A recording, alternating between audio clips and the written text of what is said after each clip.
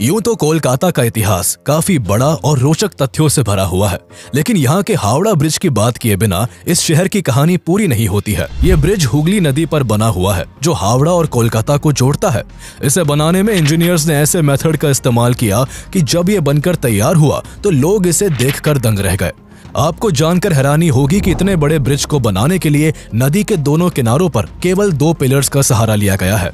नदी में एक भी पिलर का इसको सपोर्ट नहीं है। साथ ही पूरे ब्रिज में एक भी नट बोल्ट का इस्तेमाल नहीं किया गया है। फिर भी करीब 8 दशकों से ये ब्रिज बिना किसी डैमेज के आज भी अपनी जगह पर जस का तस बना हुआ है। हर दिन इस ब्रिज पर से करीब 1 लाख गाड़ियां और 1.5 लाख से ज्यादा लोग गुजरते हैं, जिस वजह से ये दुनिया के सबसे बिजिएस्ट ब्रिजेस में से एक है। सेकेंड वर्ल्ड वॉर के दौरान 1942 से 1943 के बीच जापान ने कलकत्ता पर कई बार बमबारी की, जिसमें हावड़ा ब्रिज को भी निशाना बनाया गया था, लेकिन जापान की बमबारी से ये ब्रिज बच निकला। पर हैरान करने वाली बात यह है कि जो ब्रिज जापान की बॉम्बिंग से बच गया, उसे आज की डेट में पान और गुटखा खाने वाले लोगों ने बिगाड़ कर रख दिया है। आज की कहानी है world famous and one of the best engineering constructions Howrah bridge की, जिसका नाम तो सबने सुना है, लेकिन इसके करीब 150 साल पुराने इतिहास और इसके बनने की दिलचस्प कहानी के बारे में बहुत कम लोग ही जानते हैं। कोलकाता में एंट्री के लिए ब्रिटिश काल के इस आइकॉनिक ब्रिज से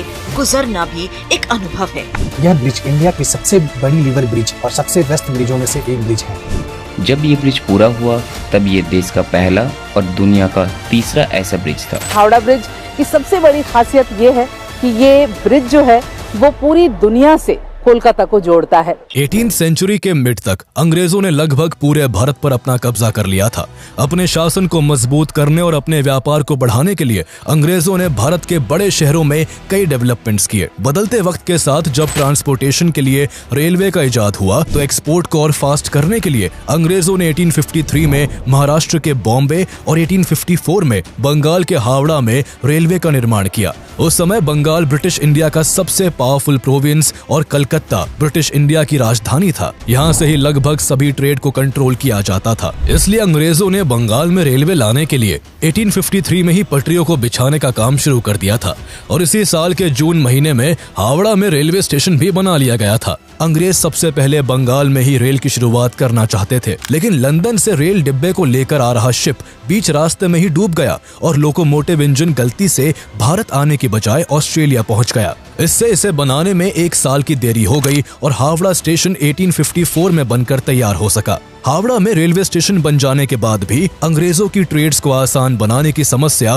पूरी तरह सॉल्व नहीं हो सकी थी, क्योंकि अब भी उनके लिए हावड़ा और कलकत्ता के बीच बहने वाली हुगली नदी बाधा बन रही थी। हावड़ा में अंग्रेजों ने अपनी कई फैक्ट्रीज लगा रखी थी। ऐसे में उन्हें नदी के रास्ते जहाजों से सामान को एक जगह से दूसरी जगह भेजने में काफी दिक्कतों का सामना करना पड़ता था। बरसात के समय में जब हुगली नदी का वाटर लेवल बढ़ जाता था तो अंग्रेजों को अपना व्यापार कुछ दिनों के लिए मजबूरन बंद करना पड़ता था। अंग्रेजों को हावड़ा से कलकत्ता अपना माल ढोने के लिए हुगली नदी में कई जहाजों को चलाना पड़ता था, जो उनके लिए काफी कॉस्टली और समय की बर्बादी भी होता था। वहीं हुगली रिवर में फ्लड आने से कई बार उनका रॉ मटेरियल भी खराब हो जाता था। कई बार हुगली क्रॉस करने के दौरान उनका जहाज बीच नदी में पलट जाता। हुगली नदी ब्रिटिशर्स के साथ साथ आम लोगों के लिए भी परेशानी की वजह बनी हुई थी, जिन्हें हावड़ा और कलकत्ता आने जाने में भारी समस्या से जूझना पड़ता था। जब से हावड़ा स्टेशन बना था तब से प्रॉब्लम और भी उभर कर सामने आने लगी थी। लोकल से लेकर विदेशी लोगों तक सभी को कलकत्ता से हावड़ा पहुंचकर ट्रेन पकड़ने के लिए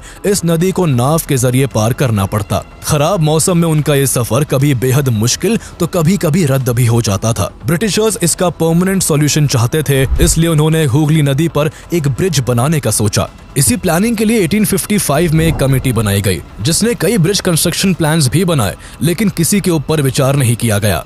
कुछ सालों तक इस काम की ओर अंग्रेजों की नजर नहीं गई, लेकिन 1862 में ब्रिटिश सरकार एक बार फिर से जागी और ईस्ट इंडियन रेलवे कंपनी के चीफ इंजीनियर जॉर्ज टर्नबुल को हुगली नदी पर पुल बनाने का काम सौंप दिया गया। उन्हें जल्द से जल्द इसकी डिटेल स्टडी कर रिपोर्ट देने को कहा गया। टर्नबुल इससे पहले हावड़ा रेलवे स्टेशन बनाने का काम कर चुके थे। गवर्नमेंट के ऑर्डर्स मिलते ही वो इसकी प्लानिंग में लग गए। कई महीनों के रिसर्च के बाद 19 मार्च 1862 को उन्होंने अपनी रिपोर्ट सरकार को सौंपी, लेकिन किसी कारण ब्रिज बनाने का काम एक बार फिर से शुरू नहीं किया जा सका। करीब 8 साल तक ब्रिज का काम यूं ही ठंडे बस्ते में पड़ा रहा। इसके बाद 1870 में कैलकाटा पोर्ट ट्रस्ट की स्थापना हुई और ब्रिटिश सरकार ने 1871 में हावड़ा ब्रिज एक्ट पास करके ब्रिज बनाने का काम ईस्ट इंडिया कंपनी के chief engineer Sir Bradford Leslie को सौंप दिया। वो यहाँ एक पॉन्टून ब्रिज बनाने का प्लान लेकर आए। इस प्लान के मुताबिक इस ब्रिज को कुछ इस तरह से डिजाइन किया जाना था कि जरूरत पड़ने पर इसे बीच से खोलकर 2 हिस्सों में अलग किया जा सके, ताकि नदी से गुजरने वाले बड़े जहाज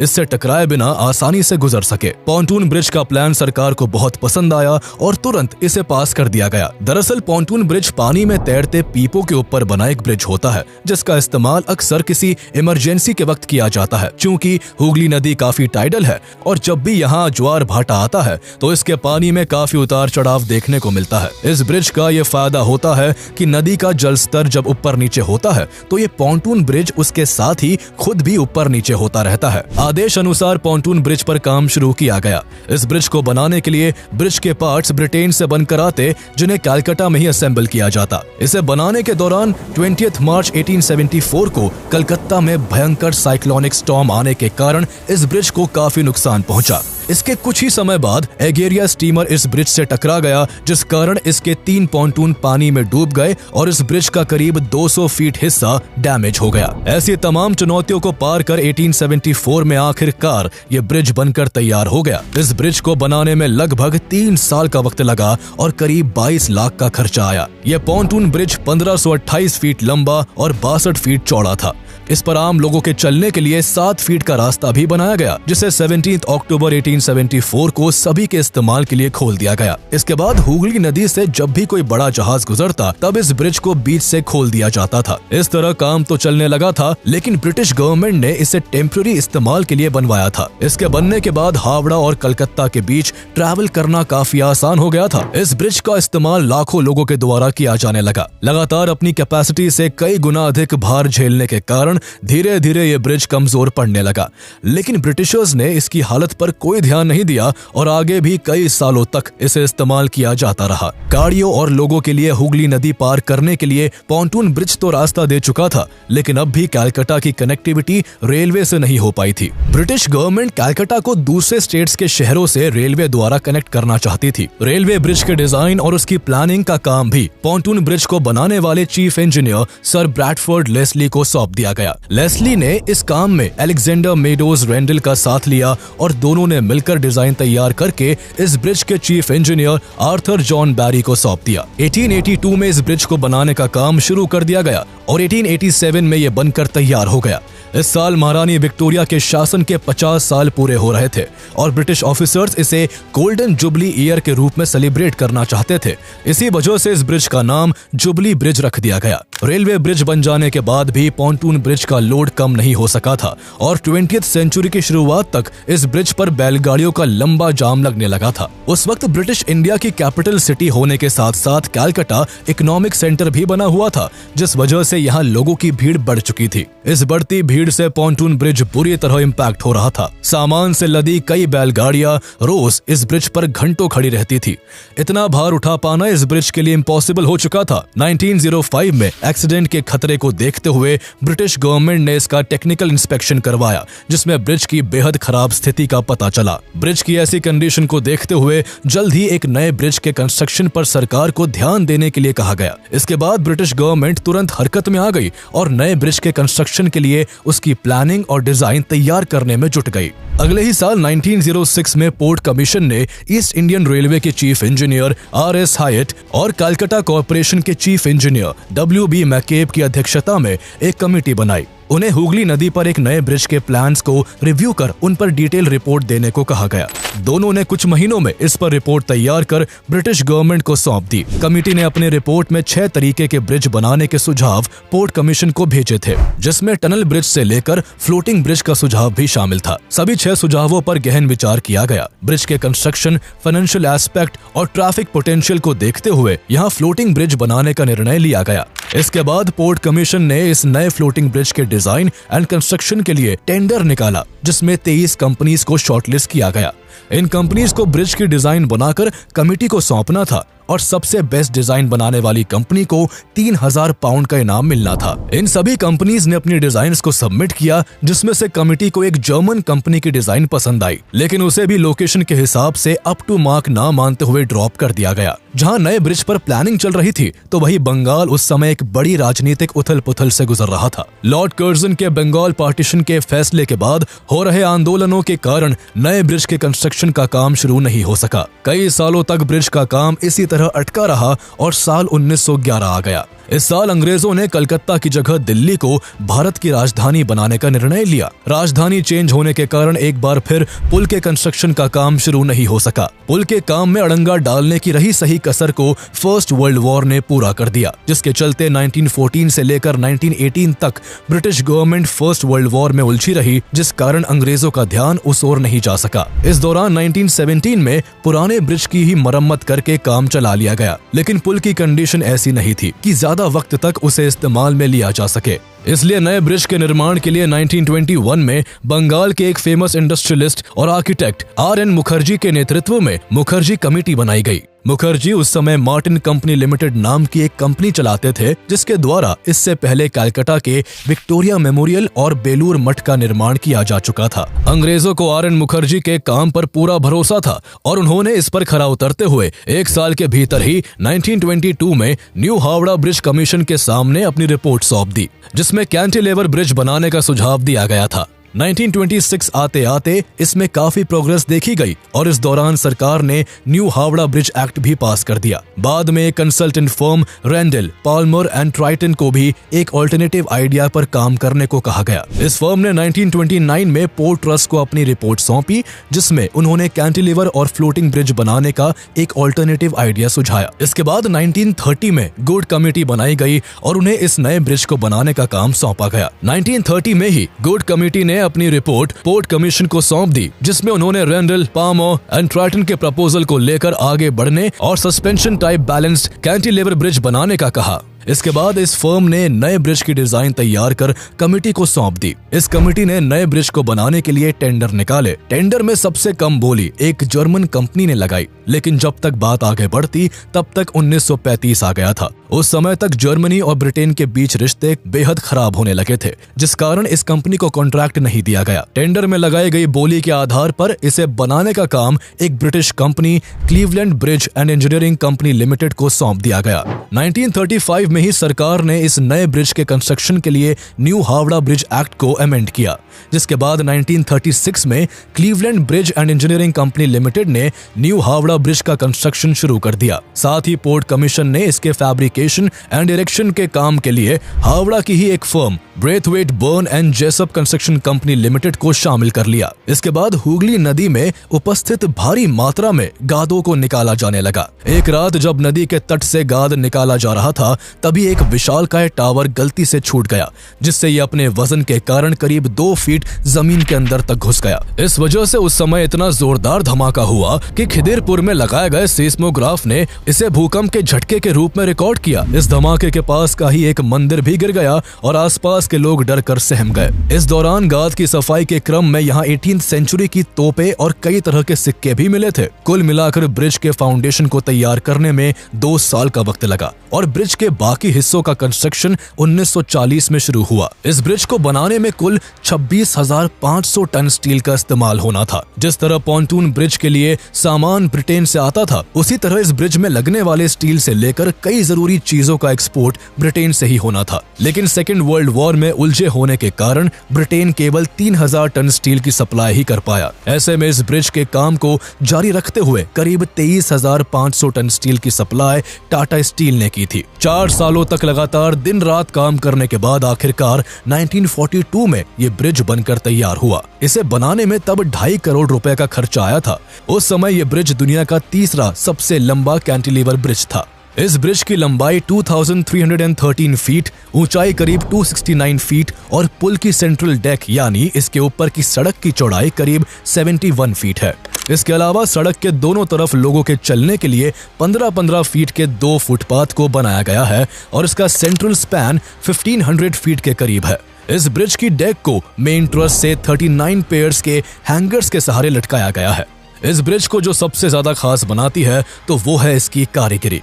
इसमें स्टील की प्लेटों को जोड़ने के लिए एक भी नट बोल्ट का इस्तेमाल नहीं किया गया है। पूरे ब्रिज को केवल धातु की बनी कीलों और वेल्डिंग के सहारे जोड़ा गया है। आपको जानकर हैरानी होगी कि ये पूरा का पूरा ब्रिज नदी के दोनों किनारों पर केवल 280 फीट ऊंचे 2 पिलर्स के सहारे ही खड़ा है। इसके दोनों पिलर्स के बीच की दूरी 1500 फीट के आसपास की है। दोनों पिलर्स के अलावा इस ब्रिज को सपोर्ट करने के लिए बीच में कुछ भी नहीं लगाया गया है। फिर भी बनने के बाद से आज तक ये ब्रिज जस का तस बना हुआ है। अपनी इसी खास बनावट के कारण ये ब्रिज लाखों लोगों को अपनी ओर आकर्षित करता है। लोग इस बात से हैरान होते हैं कि इतना विशालकाय ब्रिज इतने मिनिमम सपोर्ट पर इतने सालों से कैसे टिका हुआ है। दरअसल ब्रिज के निर्माण के वक्त ही सरकार ने कंस्ट्रक्शन कंपनी को सख्त निर्देश दिए थे कि इस ब्रिज को बनाने के लिए नदी में कम से कम पिलर्स का इस्तेमाल किया जाए, ताकि नदी से गुजरते बड़े जहाज पिलर से टकरा ना जाए। उस समय हुगली नदी के सहारे ही अंग्रेजों का सारा माल सप्लाई किया जाता था और ज्यादा पिलर्स के इस्तेमाल से शिप का इन पिलर से टकराने का डर था। हावड़ा ब्रिज कोलकाता को हावड़ा रेलवे स्टेशन से भी जोड़ता है, इसलिए बाद में इसे गेटवे टू कोलकाता के नाम से भी जाना जाने लगा। ये ब्रिज न केवल सरकार के लिए एक बहुत बड़ी कामयाबी था, बल्कि कलकत्ता और हावड़ा के लोगों के लिए भी बहुत बड़ी उपलब्धि था। लेकिन उस वक्त इस शानदार ब्रिज को बिना किसी इनॉग्रेशन के ही चालू कर दिया गया था। दरअसल उस समय सेकेंड वर्ल्ड वॉर चल रहा था और ब्रिटेन को डर था कि जापानीज एयरफोर्स कहीं कलकत्ता पर अटैक ना कर दे, इसलिए ब्रिटिश गवर्नमेंट ने चुपचाप बिना किसी इनॉग्रेशन के ही इस ब्रिज को पब्लिक के लिए खोल दिया था। 20 दिसंबर 1942 की रात ब्रिटिश गवर्नमेंट का ये शक यकीन में बदल गया, जब अचानक से शहर के ऊपर जापानी लड़ाकू विमान मंडराने लगे और देखते ही देखते जापानीज एयरफोर्स के विमानों ने इस ब्रिज के आसपास बमबारी शुरू कर दी। इस बॉम्बिंग में इसके आसपास के क्षेत्रों में काफी नुकसान हुआ। दरअसल उस समय चाइना और जापान के बीच युद्ध छिड़ा हुआ था। वहीं ब्रिटेन और अमेरिका चाइना को सपोर्ट करते हुए युद्ध का सामान सप्लाई कर रहे थे, ताकि वो एशिया में सुपर पावर के रूप में उभरते जापान को काउंटर कर सके। चाइना को वेपन सप्लाई के लिए उस समय एक ही रास्ता था जो भारत से होकर जाता था। जापान की नजर अमेरिका और ब्रिटेन की इसी सप्लाई चेन को तोड़ने पर थी। उस समय हावड़ा ब्रिज के ठीक बगल में ही एक फेमस पोर्ट हुआ करता था। जापानीज एयरफोर्स हावड़ा ब्रिज के साथ साथ इस पोर्ट को भी तबाह करना चाहती थी, लेकिन जापानीज एयरफोर्स ने काउंटर अटैक के डर से हमला रात के वक्त किया। रात के अंधेरे में जापानीज एयरफोर्स का निशाना चूक गया और बम हावड़ा ब्रिज की जगह एक होटल पर जा गिरा, जिससे आसपास के क्षेत्रों में तो काफी हानि हुई, लेकिन किस्मत से हावड़ा ब्रिज को कोई नुकसान नहीं पहुंचा। सेकेंड वर्ल्ड वॉर खत्म होने के करीब 2 साल बाद 1947 में भारत अंग्रेजों से आजाद हो गया और हावड़ा ब्रिज का मालिकाना हक भारत के पास आ गया। आजादी के बाद इस ब्रिज का इस्तेमाल काफी बढ़ गया था। उस समय कलकत्ता और हावड़ा को कनेक्ट करने के लिए ये एकमात्र ब्रिज हुआ करता था। 1993 से पहले तक इस ब्रिज पर ट्रैम भी चला करती थी, लेकिन अन्य गाड़ियों से पड़ने वाले बेतहाशा लोड के कारण 1993 में इसे बंद कर दिया गया। अपने यूनिक स्ट्रक्चर और इम्पोर्टेंस के चलते ये ब्रिज इतना पॉपुलर हुआ कि देश और विदेश के कई फिल्म डायरेक्टर्स ने इस ब्रिज को अपनी फिल्मों में दिखाया। 1965 में इस हावड़ा ब्रिज का नाम महान पोएट रविंद्रनाथ टैगोर के ऑनर में उनके नाम पर रविंद्र सेतु कर दिया गया, लेकिन आज भी लोगों की जुबान से इसका पुराना नाम नहीं उतर पाया है और लोग इसे हावड़ा ब्रिज के नाम से ही जानते हैं। 1970 के दशक तक बंगाल की बढ़ती आबादी और कमर्शियल एक्टिविटीज में आई तेजी के बाद इस ब्रिज पर दबाव काफी बढ़ गया था। इसके बाद हुगली नदी के ऊपर एक नए ब्रिज की जरूरत महसूस की जाने लगी। 20 मई 1972 को प्राइम मिनिस्टर इंदिरा गांधी ने हुगली नदी पर एक और ब्रिज की फाउंडेशन रखी। हालांकि 1979 में जाकर इसका कंस्ट्रक्शन शुरू हुआ और ये ब्रिज 1992 में पूरी तरह से बनकर तैयार हो सका। इस ब्रिज का नाम बंगाल के great social reformer Ishwar Chandra Vidyasagar के नाम पर विद्यासागर सेतु रखा गया, जिसे सेकंड हुगली ब्रिज के नाम से भी जाना जाता है। भले ही विद्यासागर सेतु बन जाने से हावड़ा ब्रिज पर पड़ने वाले लोड में कमी आई थी, लेकिन लगातार कई दशकों के इस्तेमाल के बाद अब हावड़ा ब्रिज डैमेज होने लगा है। इसके पिलर्स और बॉडी पर जगह जगह जंग लग चुकी है। लंबे समय तक इसे इस्तेमाल में रखने के लिए वेस्ट बंगाल गवर्नमेंट इसके मेंटेनेंस पर खासा ध्यान दे रही है। हावड़ा ब्रिज के रखरखाव और सिक्योरिटी का जिम्मा कोलकाता पोर्ट ट्रस्ट के हाथों में है, लेकिन कई कोशिशों के बावजूद इस ब्रिज को नुकसान पहुंचने से नहीं बचाया जा सका। ऐसा ही एक उदाहरण साल 2005 में देखने को मिला, जब 24 जून 2005 को एक cargo ship MV money Hooghly नदी से गुजरने के दौरान हावड़ा ब्रिज से टकरा गई। इस टकराव से ब्रिज के 40 क्रॉस ग्रिडर्स टूट गए और इसके 2 ट्रॉली गाइड भी टेढ़े हो गए थे। बाद में इसे रिपेयर करवाने में करीब 8 टन स्टील की जरूरत पड़ी और कोलकाता पोर्ट ट्रस्ट को इस पर 50 लाख खर्च करने पड़े थे। रिपेयरिंग के बाद ब्रिज का यह हिस्सा तो ठीक हो गया था, लेकिन एक चीज थी जो इस ब्रिज को धीरे धीरे खोखला करती जा रही थी। ब्रिज के पायों समेत कई हिस्सों में बुरी तरह जंग लगने लगी थी, जो लगातार बढ़ते ही चले जा रही थी। कोलकाता पोर्ट ट्रस्ट ने जब जंग लगने के कारणों और उसके नुकसान का पता करने के लिए साल 2011 में इस ब्रिज का इंस्पेक्शन किया तो बहुत ही हैरान करने वाली बात सामने आई। इंस्पेक्शन रिपोर्ट से पता चला कि इसके खंभों में जंग लगने के कारण इसकी मोटाई लगभग आधी हो चुकी है और पुल में लगे हैंगर की मोटाई 6 मिलीमीटर से घटकर केवल 3 मिलीमीटर रह गई है। इतने बड़े नुकसान के पीछे पान मसाले और गुटखे की पीक सबसे बड़ा कारण थी। पान और गुटखा खाने वाले लोग ब्रिज से गुजरते हुए वही थूकते हुए निकल जाते हैं, जिस कारण पान में पाए जाने वाले केमिकल से स्टील के साथ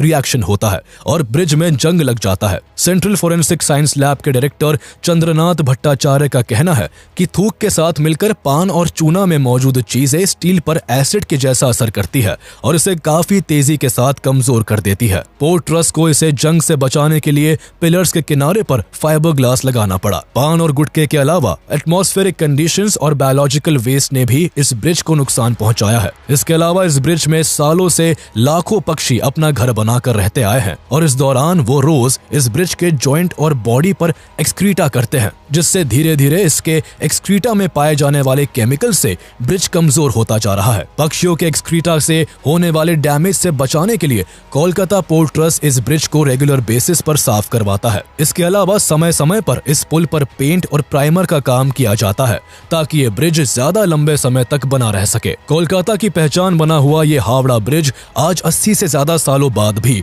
लोगों के काम आ रहा है। अगर सब कुछ सही रहा तो ये ब्रिज कई और दशकों तक यूं ही कोलकाता और हावड़ा की शान बना रहेगा।